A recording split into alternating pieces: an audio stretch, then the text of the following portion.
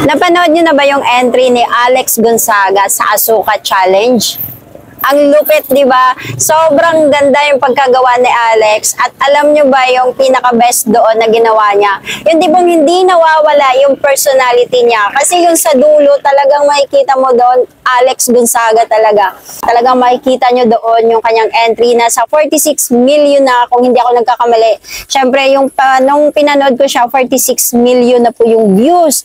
Tapos, ngayon, hindi ko na alam kung ilang million na ang views doon sa kanyang entry. Sobrang galing. Tapos, napasama pa niya si Mami Penti niya. Grabe, no?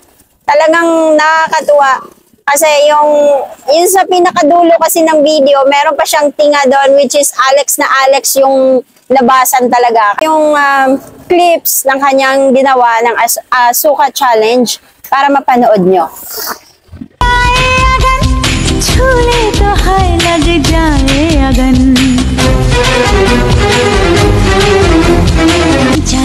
Jari pवन